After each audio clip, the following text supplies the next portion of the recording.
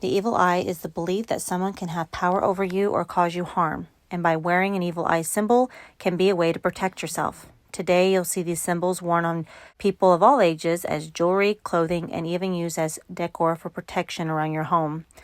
The concept of the evil eye is actually thousands of years old and is based on the idea that someone has put a spell or a curse on you. Belief in the all-seeing eye is actually a cross-culture phenomenon found throughout Europe, the ancient Egyptians, North and East Africa, the Middle East, amongst other cultures. The all-seeing eye, according to Freemasons, is to symbolize the great architect of the universe. In ancient Babylon, it represented Nimrod. In the Egyptians, it was Osiris or Ra, and in ancient Greek, it was Apollo. In addition, you noticed that there is an all-seeing eye on an uncapped pyramid on the back of our $1 bill. Occultist and Freemason Manly P. Hall viewed the all-seeing eye above the unfinished pyramid on our $1 bill as pointing to the return or reincarnation of a coming savior whose arrival would cap the pyramid and launch the New World Order.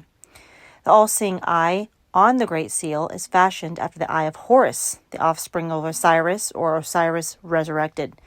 Additionally, occultist Aleister Crowley often spoke of this as the New Age of Horus and the breaking dawn of the rebirth of Osiris. Osiris is the dominant theme of the Egyptian symbols, his resurrection and return, while the mottos of the seal point directly to Apollo, the eagle, a pagan emblem of Jupiter, to Apollo's father. If you trace these ancient ideas back, you will see that Osiris and Apollo are both talking about the same story of Nimrod. According to these prophecies written about the Great Seal of the United States, the New World Order begins during a time of chaos when the earth and oceans are tottering. This is when the Son of Promise arrives on earth, which is Apollo incarnate, a pagan savior born of a new breed of men sent from heaven when heroes and gods are blended together. All of this can be wrapped up in proof of a 33rd degree Freemason, Edward White, who stated that their society or belief system started at the Tower of Babel and that the dispersing of languages and cultures launched their way of communicating with symbols.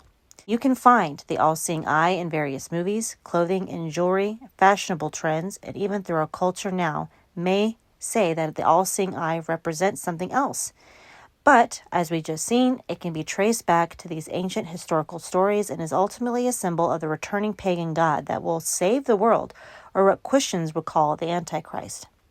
This, quote, savior would come in a tyrannical rule, forcing everybody into a one-world religion and one-world government.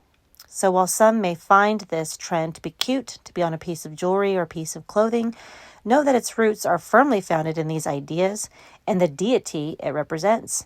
A deity that has destruction in mind and not some sort of enlightenment, as it's so often misrepresented.